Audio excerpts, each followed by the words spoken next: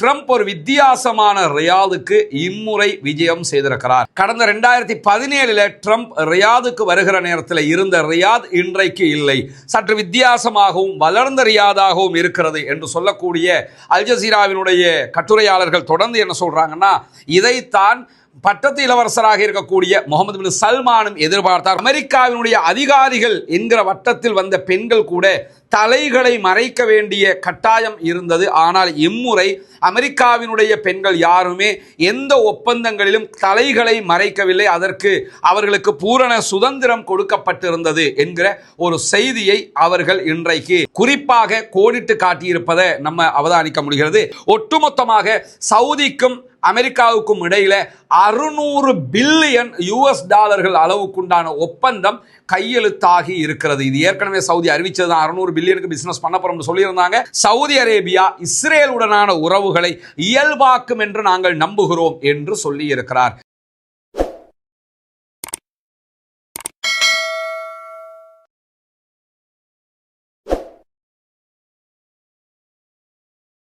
அன்பிற்கினிய சகோதர சகோதரிகளே, நம் அனைவர் மீதும் ஏக இறைவனுடைய அமைதியும் கருணையும் உண்டாகட்டுமாக என்கிற உயரிய பிரார்த்தனைகளோடு பாலஸ்தீனத்தினுடைய காசா பகுதிகளில் தொடர்ந்து 585வது நாளாகவும் இஸ்ரேலிய ஆக்கிரமிப்பு இராணுவம் தாக்குதல்களை நடத்தி வரக்கூடிய நிலையில் பாலஸ்தீனத்தில் இருக்கக்கூடிய சுதந்திர போராட்ட இராணுவமும் தொடர்ந்து பதிலடி தாக்குதல்களை நடத்தி வருகிறது. பாலஸ்தீனத்திற்கு ஆதரவாக யமனிலிருந்து செயல்படக்கூடிய ஹவுத்திகள் அல்லது ஹூத்திகளுடைய அன்சாருல்லா படைப்பிரிவும் தாக்குதல்களை நடத்தி வருகிறது. இந்த நிலையில் இன்றைய தினம் நமக்கெல்லாம் தெரியும், சவுதி அரேபியாவுக்கு முதல் கட்டமாக டொனால்ட் ட்ரம்ப் அமெரிக்க ஜனாதிபதி விஜயம் செய்திருக்கிறார். அமெரிக்க ஜனாதிபதியாக டொனால்ட் ட்ரம்ப் தெரிவான 2 சந்தர்ப்பங்களிலும் அவர் வெளிநாட்டு பயணமாக முதல் தடவையாக பயணித்தது சவுதி அரேபியாவுக்கு தான். கடந்த 2017ஆம் ஆண்டு அவர் ஜனாதிபதியாக தேர்வு செய்யப்பட்டிருந்த நேரத்தில் கூட அவர் சவுதி அரேபியாவுக்கு தான் முதலாவது தன்னுடைய ராஜ்ய ரீதியிலான பயணத்தை மேற்கொண்டிருந்தார். அதே போன்றுதான் தற்போதும் அவர் முதலாவது சவுதி அரேபியாவுக்கு பயணித்திருக்கிறார். நாளை மறுதினம் ஆகிய 2 நாட்களும் UAE ஐக்கிய அரபு எமிரேட்ஸ் அதே போன்று கத்தர் ஆகிய நாடுகளுக்கு அவர் பயணிக்க இருக்கிறார். இந்த சந்தர்ப்பத்தில் நிறைய ஜியோ பொலிட்டிக்ஸ் அரசியல் மாற்றங்கள் நடைபெற்று வரக்கூடிய நேரத்தில் இன்றைக்கு அது தொடர்பாக நிறைய செய்திகளும் காசா தொடர்பான நிறைய செய்திகளும் இடம்பெற்றிருக்கிறது. குறிப்பாக இன்றைக்கு வெளியாகி இருக்கக்கூடிய ட்ரம்பினுடைய சவுதி அரேபிய பயணத்தை பற்றி விவரிக்கிற அல் ஜசீராவினுடைய கட்டுரையாளர்கள், எழுத்தாளர்கள், பேச்சாளர்கள், வர்ணனையாளர்கள் அத்தனை பேரும் ஒரு விவகாரத்தை சுட்டிக்காட்டுகிறார்கள். என்னன்னு சொன்னா, ட்ரம்ப் ஒரு வித்தியாசமான ரியாதுக்கு இம்முறை விஜயம் செய்திருக்கிறார். கடந்த 2017 ட்ரம்ப் ரியாதுக்கு வருகிற நேரத்தில் இருந்த ரியாத் இன்றைக்கு இல்லை, சற்று வித்தியாசமாகவும் வளர்ந்த ரியாதாகவும் இருக்கிறது என்று சொல்லக்கூடிய அல் ஜசீராவினுடைய கட்டுரையாளர்கள் தொடர்ந்து என்ன சொல்றாங்கன்னா, இதைத்தான் பட்டத்து இளவரசராக இருக்கக்கூடிய முகமது பின் சல்மானும் எதிர்பார்த்தார். குறிப்பாக கடந்த முறை டொனால்ட் ட்ரம்ப் சவுதி அரேபியாவுக்கு வந்தபோது சவுதி அரேபியாவில் நடத்திய பேச்சுவார்த்தைகள், செயல்பாடுகள் அத்தனையிலையுமே அமெரிக்காவினுடைய அதிகாரிகள் என்கிற வட்டத்தில் வந்த பெண்கள் கூட தலைகளை மறைக்க வேண்டிய கட்டாயம் இருந்தது. ஆனால் இம்முறை அமெரிக்காவினுடைய பெண்கள் யாருமே எந்த ஒப்பந்தங்களிலும் தலைகளை மறைக்கவில்லை, அதற்கு அவர்களுக்கு பூரண சுதந்திரம் கொடுக்கப்பட்டிருந்தது என்கிற ஒரு செய்தியை அவர்கள் இன்றைக்கு குறிப்பாக கோடிட்டு காட்டியிருப்பதை நம்ம அவதானிக்க முடிகிறது. இது இன்றைக்கு இப்படியான ஒரு செய்தி வெளியாகி இருக்கிறது. அதே நேரத்தில் இன்றைக்கு வெளியாகி இருக்கக்கூடிய இன்னும் ஒரு முக்கியமான செய்தி என்னன்னு சொன்னா, சவுதி அரேபியாவோடு அமெரிக்கா நெருங்கி கொண்டிருக்கிற அதே நேரம் வளைகுடா நாடுகளோடு ரொம்ப நெருக்கம் காட்டிக் கொண்டிருக்கிறது. குறிப்பாக இன்றைக்கு சவுதி முன்வைத்த பல கோரிக்கைகளை டொனால்ட் ட்ரம்ப் ஏற்றுக்கொண்டிருக்கிறார் என்கிற செய்திகளுக்கு மத்தியில் இஸ்ரேலுடனான அமெரிக்காவினுடைய நெருக்கத்தை விட வளைகுடா நாடுகளுடனான அமெரிக்காவினுடைய நெருக்கம் அதிகரித்து வருகிறது என்கிறார்கள் ஆய்வாளர்கள். அதுக்கு காரணம் பெஞ்சமின் நெதன்யாகு அமெரிக்க அதிபர் டொனால்ட் ட்ரம்புடைய சொல் பேச்சு கேட்காத ஒரு புள்ள மாதிரி இருக்கிறதுனால அவர்களை புறக்கணிக்க ஆரம்பித்திருக்கிறார் என்பது வெளிப்படையாகவே தெரிவதாக சொல்லக்கூடிய ஆய்வாளர்கள் இதனுடைய உண்மைத்தன்மையும் சரியாக இருக்கும் என்றும் வர்ணித்துக் கொண்டிருக்கிறார்கள். இப்படியான நேரத்தில் தான் சவுதி அரேபியாவோடு நிறைய ஒப்பந்தங்களில் இன்றைக்கு அமெரிக்கா கையெழுத்திட்டிருக்கிறது. குறிப்பாக எரிசக்தி அணுசக்தி ஒப்பந்தத்தில் புதிதாக கையெழுத்திட்டிருக்கிறார்கள். பாதுகாப்பு தொடர்பான ஒப்பந்தம் கையெழுத்தாகி இருக்கிறது.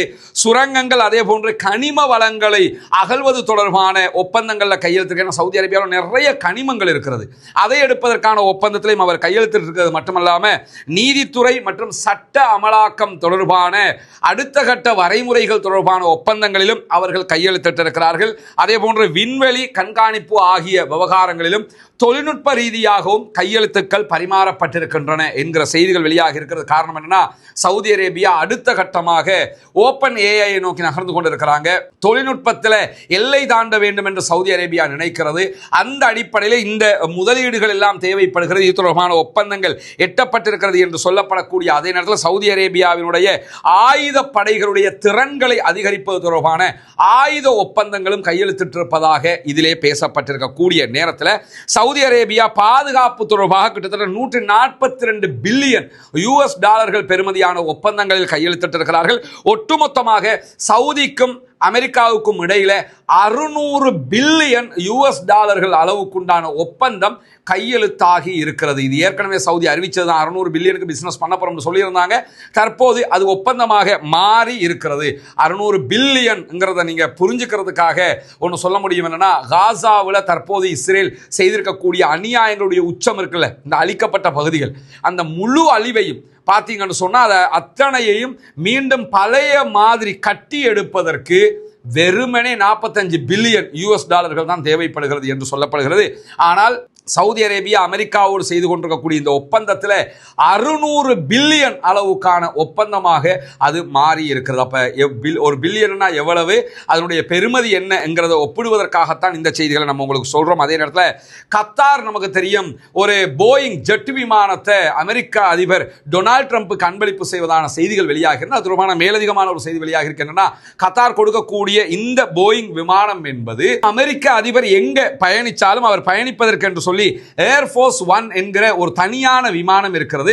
அந்த விமானத்திற்கு பதிலாக மாற்றாகத்தான் இந்த விமானம் கொடுக்கப்படுவதாக சொல்லப்படுகிறது. என்னன்னா, அமெரிக்க அதிபர் எங்க பயணிச்சாலும் அவர் ஒரு பறக்கும் வெள்ளை மாளிகை அளவுக்கு தான் அவருடைய விமானம் இருக்கும். அதனுடைய அனைத்து வழிமுறைகளையும் கடைபிடித்து தான் இந்த விமானம் உருவாக்கப்பட்டிருப்பதாகவும், இந்த விமானத்தை கத்தார் அமெரிக்காவுக்கு அன்பளிப்பு செய்கிறது. அதை டொனால்ட் ட்ரம்ப் ஏற்றுக்கொண்டிருக்கிறார். ஆனால் அமெரிக்காவினுடைய விதிமுறைகள் பிரகாரம் இந்த விமானம் ஏர்ஃபோர்ஸ் 1 பயன்படுத்தப்படுமா இல்லையா என்கிற ஒரு கேள்வி இருக்கக்கூடிய நேரத்தில் தான் இந்த விமானத்திற்கு 400 மில்லியன் அமெரிக்க டாலர்கள் செலவாகி இருப்பதாகவும் சொல்லப்படுகிறது. அள்ளி கொடுத்திருக்கிறாங்க. எந்த ஒரு தராதரமும் பார்க்காம கொடுத்துருக்கலாங்கிறது தெரியுது. ஆனால் என்னன்னா, காசாவினுடைய மக்கள் சாப்பிட வழி இல்லாமல் இருக்கிறார்கள். அவர்களுக்கு உணவு கொடுப்பதற்கு காசு இருந்தால் கூட உணவு கொடுப்பதற்கு வக்கில்லாமல் இருக்கிறார்களே என்கிற கவலை இருக்கிறது. எவ்வளவு காசு இருக்குது, நினைச்சாங்கன்னா எவ்வளவெல்லாம் பண்ண முடியும் என்கிற ஒரு கேள்விக்கு மத்தியில் இன்றைக்கும் அவர்கள் பட்டினி சாவை எதிர்கொண்டு வருகிறார்கள் என்கிற கவலைக்குரிய நிலையில் காசாவில் கடந்த 24 மணி நேரத்துக்குள்ளாக 46 அப்பாவிகள் கொல்லப்பட்டிருக்கிறார்கள், ஷஹீதாகி இருக்கிறார்கள். 73 அப்பாவிகள் படுகாயமடைந்திருக்கிறார்கள். இந்த நிலை நாளை காலையாகும் போது அதிகரிப்பதற்கான வாய்ப்பு இருக்குன்னா, சற்று நேரத்துக்கு முன்பதாக டொனால்ட் ட்ரம்ப் சவுதி அரேபியாவில் பேசிக் கொண்டிருக்கக்கூடிய நேரத்தில் இஸ்ரேல் காசாவினுடைய ஐரோப்பிய மருத்துவமனையின் மீது அகோர தாக்குதல் நடத்தியிருக்கிறது. குறிப்பாக பங்கர் பஸ்டர் பாம் 6 குண்டுகளை வீசியிருப்பதாக சொல்லப்படுகிறது. ஒரு குண்டே 2000 பவுண்ட் அளவுக்கு வரக்கூடியது. இதில் 6 போது 12,000 பவுண்டு வெடிமருந்துகளை சுமந்த குண்டுகள் தற்போது ஐரோப்பிய மருத்துவமனையின் மீது வீசப்பட்டிருக்கு. இதுவரைக்கும் வெளியாக இருக்கக்கூடிய தகவல்களில் 18 பேர் அங்கு கொல்லப்பட்டிருக்கிறார்கள், ஷஹீதாகி இருக்கிறார்கள். எத்தனை பேர் காயப்பட்டிருக்கிறாங்கிற செய்திகள் எல்லாம் இல்லை. அகோரமான ஒரு தாக்குதலாக இது இருக்கக்கூடிய நேரத்தில் தான் இஸ்ரேலுடைய சமாதான பேச்சுவார்த்தை குழு தோஹா கத்தாரை வந்தடைந்திருக்கிறது என்கிற செய்திகள் சொல்லப்படுகிறது. ஏன்னா, நீங்க வந்துதான் ஆகணும், பேசித்தான் ஆகணும் டொனால்ட் ட்ரம்ப் சொல்லியிருக்கிறாரு. அந்த அடிப்படையில் வந்திருப்பதாக சொல்லப்படுகிறது. அதே நேரத்தில் நெத்தன்யாகு ஒரு அறிக்கையை வெளியிட்டிருக்கிறார். அதில் அவர் என்ன சொல்றாருன்னு சொன்னா, காசாவில் பாலஸ்தீன விடுதலை அமைப்பை அழிக்கும் விதமாக முழுமையான போர்ஸோட நாங்கள் காசாவுக்குள்ள நுழைய போறோம். அப்ப இவ்வளவு நாளாக தலைமுடியாடா பிடிச்சிட்டு இருந்தீங்கன்னு கேள்வி இருக்குதா இல்லையா? முழுமையாக நுழையவே இல்லையா, கொஞ்சம் கொஞ்சமா தான் அடிச்சுக்கிட்டு இருந்தாங்களாம். அப்படியெல்லாம் அடிக்கிற ஆக்களா இவங்க?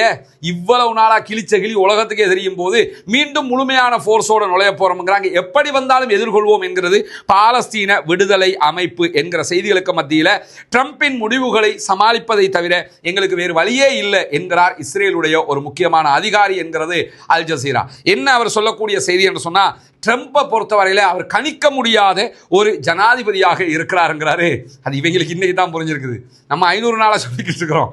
இந்த அவருடைய ஆட்சி வந்ததுக்கு முன்னாடி அவர் தேர்தல் பிரச்சார நேரத்திலேருந்து என்ன சொல்கிறோம்னு சொன்னால், ட்ரம்ப்பை நமக்கு எக்ஸ்பெக்ட் பண்ண இயலாது, அந்த ஆள் நினைச்சதை செய்யக்கூடிய ஒரு ஆள், யாருக்கும் கண்ட்ரோல் இல்லாத ஒரு ஆளுன்னு. அது இன்னைக்கு தான் இவங்களுக்கு புரிஞ்சிருக்கேன்னா, இவங்க என்ன நினைச்சாங்கன்னா, அவர் அப்படித்தான் நம்ம சொல்றதெல்லாம் கேட்பாரு நினைச்சாங்க. இப்போ அவங்க சொல்றதையே கேட்கலங்கிறதுனால என்ன சொல்றாருன்னா, ட்ரம்ப்பை மாதிரி கணிக்க முடியாத ஜனாதிபதியால் இஸ்ரேலுக்கு பெரிய ஆபத்துகள் இருக்கிறது. வரலாறு ரீதியாக அமெரிக்கா நம்மோடு கொண்டிருக்கக்கூடிய அனைத்து நட்புகளையும் கூட ட்ரம்ப் தூக்கி எறிவதற்கு வாய்ப்பு இருக்கிறது. உண்மையிலே வாய்ப்பு இருக்குதான். அந்த ஆள் நினைச்சான்னு சொன்னா போடா போறதுக்குன்னு சொல்லி தட்டி வச்சுட்டு போயிடுவானா.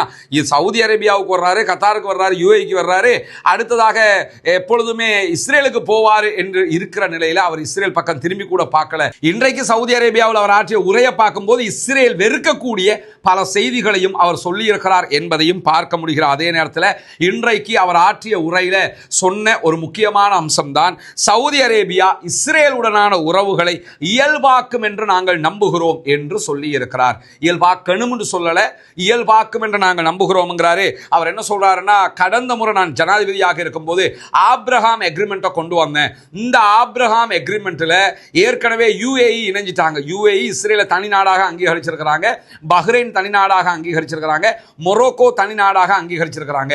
அந்த எக்ரிமெண்ட்டுக்குள்ள சவுதி அரேபியாவும் வரும் என்று நான் எதிர்பார்க்கிறேன். ஆனால் அவர்கள் தான் அந்த முடிவை எடுக்க வேண்டும் என்று சொல்லி இருக்கிறார். ஆனால் சவுதி அரேபியா பாலஸ்தீனத்தை தனி நாடாக அமெரிக்கா உள்ளிட்ட சர்வதேச நாடுகள் ஐநாவும் அங்கீகரித்தால் மட்டும்தான் நாங்கள் இஸ்ரேலை தனி நாடாக அங்கீகரிப்போம் என்கிற விடாப்பிடியான அறிவிப்போடு இருக்கிறார்கள். பொறுத்திருந்து பார்ப்போம் சவுதி அந்த விவகாரத்தில் என்ன முடிவை எடுக்க போகிறது என்பதை. இப்படியான ஒரு நேரத்தில் இன்றைக்கு சவுதியில பேசிக் கொண்டிருந்த அமெரிக்க ஜனாதிபதி என்ன சொல்றாருன்னா, காசாவினுடைய நடந்து கொண்டிருக்கக்கூடிய யுத்தம் பயங்கரமான ஒரு யுத்தமாக இருக்கிறது, பொதுமக்கள் கொல்லப்படக்கூடிய ஒரு யுத்தமாக இருக்கிறது. இதே நேரத்தில் இந்த யுத்தத்தை முடிவுக்கு கொண்டு வருவதற்கு நாங்கள் தொடர்ந்து பணியாற்றி வருகிறோம். வெகு சீக்கிரம் காசாவினுடைய யுத்தத்தை முடிவுக்கு கொண்டு வருவோம் என்று சொல்லியிருக்கிறார். தோஹாவுக்கு இஸ்ரேலுடைய அதிகாரிகள் வந்திருக்கிறாங்க, விட்காஃபும் அங்கே இருக்கிறாரு. இருக்கிற நிலையிலே இந்த பேச்சுவார்த்தைகள் நடத்தப்படுவதற்கான வாய்ப்புகள் இருக்கக்கூடிய நேரத்தில் ஈரானிடம் ஒருபோதும் அணு ஆயுதங்கள் இருக்கக்கூடாது என்பதில் நாங்கள் உறுதியாக இருக்கிறோம் என்று டொனால்ட் ட்ரம்ப் இன்னைக்கு ஈரானை கொஞ்சம் வம்பு கிழித்து தான் பேசினாரு. பேசுகிற நேரத்தில் என்ன சொன்னாருன்னா, ஈரானோட ஒரு எக்ரிமெண்ட்டுக்கு போறதுக்கு நாங்கள் ரெடியா இருக்கிறோம். அந்த எக்ரிமெண்ட் வந்து ஈரான் எக்காரணம் கொண்டும் அணு ஆயுதம் தயாரிப்பதாக இருக்கக்கூடாது, அணு ஆயுதமற்ற ஈரானை தான் நாங்கள் எதிர்பார்க்கிறோம், ஈரானுக்கு நாங்கள் தேவையான ஆஃபர் எல்லாத்தையுமே கொடுத்திருக்கிறோம். அப்படி இருக்கும்போது ஈரான் அவற்றை புரிந்து கொண்டு ஒப்பந்தத்திற்கு வரும் என்று நாங்கள் எதிர்பார்க்கிறோம். எனவே ஈரானிடத்தில் எக்காரணம் கொண்டும் நியூக்ளியர் இருப்பதை நாங்கள் விரும்பவில்லை என்று சொல்லி இன்னைக்கு அவர் ஈரான் தொடர்பான ஒரு செய்தியை பேசியிருக்கிறார். உடனே ஈரான் அதுக்கு பதிலடி கொடுத்திருக்கிறாங்க. அவங்க சொல்லியிருக்கக்கூடிய பதிலடியில் என்ன சொல்றாங்கன்னா, நாங்கள் நியூக்ளியர் பாம் செய்வோம்னு நாங்கள் எங்கேயும் சொல்லலையே, எங்க தேவைக்கு தானே நாங்கள் செஞ்சுக்கிட்டு இருக்கிறோம். இப்போ எப்படி சவுதி அரேபியா கேட்டுக்கிட்டு இருக்கிறாங்களோ அதே தான் நாங்களும் செஞ்சுக்கிட்டு இருக்கிறோம் சொல்லி பதில் கொடுத்துருக்காங்க. ஆனா இது உண்மையா பொய்யாங்கிறதுல ஒரு பெரிய கேள்வி இருக்குதுங்கிறது நமக்கு எல்லாம் தெரியும். இப்படியான ஒரு நிலையில தான் இலங்கையினுடைய கிழக்கு மாகாணம் பொத்துவில்ல நம்ம செய்து வரக்கூடிய ஏழை மக்களுக்கான வீட்டு திட்டத்தை இன்றைக்கு பார்வையிட வந்திருக்கிறோம். இன்ஷா அல்லாஹ் வெகு விரைவில் இந்த 5 வீடுகள் கையளிக்க இருக்கிறோம் அல்ஹம்துலில்லாஹ். எனவே இந்த வீடுகளில் தற்போதைய நிலை எப்படி இருக்குது, என்ன மாதிரி கட்டுமானங்கள் நடந்திருக்குங்கிறத தான் இந்த வீடியோவில் பார்க்க போகிறோம். வாங்க ஒரு ஹோம் டூராகவே அதை நம்ம பார்ப்போம் இன்ஷா அல்லாஹ். முதலில் இதற்காக உதவக்கூடிய அத்தனை பேருக்கும், தங்களால் உதவ முடியாவிட்டாலும் இந்த பணி சிறப்பாக அமைய வேண்டும் என்று ஒவ்வொரு நாளும் பிரார்த்திக்கக்கூடிய சகோதரர்களுக்கும் என்னை தொடர்பு கொண்டு இது சம்பந்தமான விவகாரங்களை கேட்டு அறிந்து அந்த உதவி செய்யக்கூடிய மக்களுக்காக பிரார்த்தனை செய்யக்கூடிய அனைத்து நல்லுள்ளங்களுக்கும் ஆரம்பமாகவே நான் நன்றியையும் பிரார்த்தனையும் தெரிவித்துக் கொள்கிற நேரத்தில் தொடர்ந்து வாங்க என்ன நடக்குதுங்கிறத பார்ப்போம். இது எல்லாமே நீங்கள் தருகிற சதக்கா தான தர்மங்களை கொண்டுதான் நம்ம பண்ணிக்கிட்டு இருக்கிறோம். இறைவனுடைய ரொம்ப மகிழ்ச்சியா இருக்குது. வீடு ரொம்ப அழகாக அவங்களுக்கு திருப்திகரமாக வந்திருக்குது. இன்ஷா அல்லாஹ் இந்த மாத கடைசிக்குள்ள முடிக்கிற பிளான்ல இருக்கிறோம். அல்லாஹ் நாடி மிகச்சிறப்பாக முடியும் என்கிற சந்தோஷமான செய்தியையும் உங்களோட பகிர்ந்து கொள்றோம். வாங்க அடுத்தடுத்த வீடுல பார்ப்போம். இதுதான் நம்முடைய 2வது வீடு கட்டுகிற ட்ரைனேஜ் வேலை நடக்குது. பூசுகிற வேலை ஆரம்பிச்சிட்டாங்க எல்லா வீடுல. பாஸ் உள்ள போகிறோம், விட மாட்டீங்கானே பாஸ். இப்போ இதில் அந்த டாய்லெட்டுக்குரிய வாசல் எப்படி வைப்பீங்க? இப்போ அந்த பக்கம் இருக்கு, இதுக்காக வைப்பீங்களா டாய்லெட்டுக்கு வாசல்? அங்கிட்டு வைப்பீங்களா? அது வெளியேக்கி. Okay okay okay 2 okay. இது 3வது வீடு இதாக இருக்குது. என்னுடைய காட்சியை நீங்கள் பார்க்குறீங்க. இது வந்து ட்ரைனேஜ். இது நாங்கள் முன்னாடி கொண்டு வர்றோம் என்னென்னு சொன்னால், அங்கிட்டு வந்து அடுத்த பக்கம் கிணறு இருக்கிறதுனால இந்த ஏரியாவில் ஒரு கிணறு ஒன்று இருக்குது, அதுக்கு டிஸ்டர்ப் ஆகிடக்கூடாதுன்ட்டு ட்ரைனேஜை முன்னாடி கொண்டு வந்திருக்கேன். அப்படி கம்ப்ளீட்டாக மூடிடுவாங்க, மற்றதெல்லாம் பின்னாடி தான் வந்திருக்குது. இதுக்கு ஜன்னல் எல்லாம் வச்சுட்டாங்க. ஆமாம், இங்கேயும் இதை வயரிங்கை முடிச்சிட்டாங்க. அந்த பட்டை மட்டும்தான் இவருக்கு ஒன்று போடுறதுக்கு இருக்குதுன்னு நினைக்கிறேன். லைனை கொடுத்தாங்கன்னா சரி. கிச்சனில் வேலையும் ஓரளவுக்கு முடிச்சு தான் வச்சுருக்குறாங்க, முடிச்சிட்டாங்க. பாத்ரூம் நல்லா பெருசாக தான் இருக்குது. அப்படியே அடுத்த வீட்டுக்கு போமா. இது 3வது வீடு. இதுக்கு உதவி செஞ்ச எல்லா சகோதரர்களுக்கும் நல்லா அருள் புரியணும். இது வந்து ஓடு மேலே போட்டுக்கிட்டு இருக்கிறோம், அதுக்கும் வந்து இறங்கி இருக்குது. இது வந்து நம்பர் 1 குவாலிட்டி ஓடுன்னு சொல்லுவாங்க. 3 குவாலிட்டி இருக்கிறதா சொல்லப்படுது. இதில் நம்ம எடுத்துருக்கிறது நம்பர் 1 குவாலிட்டி, நம்பர் 1 தான் எடுத்துருக்கிறோம். செகண்ட் குவாலிட்டியோ அல்லது தேர்ட் குவாலிட்டியோ நம்ம எடுக்கலை. ஏன்னா அதை போட்டோம்னு சொன்னால் அது நல்லா இருக்காது. அதனால் எடுக்கிற பொருட்கள் எல்லாமே அதுக்குரிய பெருமதியான ஒரிஜினல்ங்கிற வகையில் உள்ளதை தான் நம்ம பண்ணிக்கிட்டு இருக்கிறோம். ஏன்னா அது நமக்கு கட்டுற மாதிரி இருக்கணும், அந்த மக்களுக்குரியதுங்கிற அடிப்படையில். இது வந்து 4வது இடம். இது பூசுறதுக்குரிய மண் இறக்கியிருக்கிறாங்க. எப்படி இருக்கிறீங்க? வேலை எப்படி போகுதா? பாஸ் தான் எங்க ஃபுல் பிஸியாக இருக்கார் பாஸ்? அது சரி பாஸ். இதை எல்லாத்தையும் இந்த மாதத்துக்குள்ளே முடிப்பீங்களா? இன்ஷால்லா முடிச்சு தாங்க இன்ஷால்லா. சார் நல்ல திருப்தியாக இருக்குது. அதான் மக்களுக்குன்னு சொல்லி கொண்டிருக்கேன். அதான் ரொம்ப திருப்தியாக இருக்குது எங்களுக்கு, அல்ஹம்துலில்லாஹ். இது 5வது ஃபைனல் கட்டிக்கிட்டு இருக்கிறாங்க. இது பின்பகுதியால் நம்ம இப்போ போய்கிட்டு இருக்கிறோம். பாத்ரூம் எல்லாம் சூப்பராக இருக்குது, மாஷா அல்லாஹ். மேலே கோப்பிசம் அடிக்கிறாங்க, வகலை போடுறாங்க. இவங்க தான் நீங்கள் நின்று வேலையை ஃபௌமி. இது கடைசி வீடு. இது எப்போ முடியும்? இந்த வீடு முடிஞ்சுது. நமக்கு ஒரு 10 daysல இந்த வீடு கம்ப்ளீட் ஆகும். எல்லாம் கம்ப்ளீட் ஆகிறதுக்கு பாஸ் சொல்கிறார் இந்த மாதம் கடைசிக்குள்ளே முடியும். இந்த மாதிரி ஒரு 25-26 தேதிக்குள்ளே டோட்டலாக வீடு எல்லாம் கம்ப்ளீட் ஆகி நமக்கு ஜூன் ஃபர்ஸ்ட் வீக்கில் ஓப்பன் செய்கிற மாதிரி செய்யலாம் இன்ஷால்லா. அல்ஹம்துலில்லாஹ். இவர் தான் இங்கேருந்து நம்ம வேலைகளை, இவர் அங்கிட்டு கொஞ்சம் சகோதரர் இருக்காங்க, அவங்கெல்லாம் சேர்ந்து தான் இங்கே வேலைகளை செய்கிறாங்க. ரொம்ப திருப்திகரமாக. நம்ம கொழும்பில் இருந்தாலும் நம்மளே இங்கே இருக்கிற மாதிரி, நம்ம ஒரு ஒன்ஸ் அ வீக் மாதிரி இங்கே வருவோம். வந்தால் முழு அப்டேட் டீட்டெயில்ஸோடு அல்ஹம்துலில்லாஹ் அவங்களோட வேலை பணிகளுக்கு மத்தியிலையும் இதை நின்று செய்கிறாங்க. அல்லாஹ் உங்களுக்கு நிறைய ரஹ்மத் செய்வான் இன்ஷா அல்லாஹ் மக்களுக்காக செய்கிறதுக்கு. இவங்கெல்லாம் நம்மளோட சகோதரர்கள், இந்த வேலைக்காக நிற்கக்கூடிய சகோதரர்கள். எனவே ஜஸாக்குமுல்லாஹு ஹைரா. அல்லாஹ் உங்கள் அத்தனை பேருக்கும் அருள் புரிய வேண்டும். இந்த பணிகளுக்காக உதவி செய்யக்கூடிய எல்லா சகோதரர்களுக்கும் நாங்கள் அல்லாஹ்விடத்தில் பிரார்த்தனை செய்கிற அதே நேரம் நீங்களும் இந்த பணி மிகச்சிறப்பாக நடந்து முடிவதற்கு பிரார்த்திக்கிற அதே நேரம் பாலஸ்தீனம் வெற்றி பெற வேண்டும், பாலஸ்தீனம் சுதந்திரம் அடைய வேண்டும் என்கிற பிரார்த்தனையும் அல்லாஹ்விடத்திலே மறக்காமல் முன்வையுங்கள். இதற்காக, இந்த பணிக்காக, இறைவனுக்காக உதவ விரும்புகிற சகோதரர்கள் முன்னால் தெரிகிற நம்முடைய வங்கிக் கணக்கிற்கு உங்களால் முடிந்த தொகைகளை வைப்பிலிட முடியும்.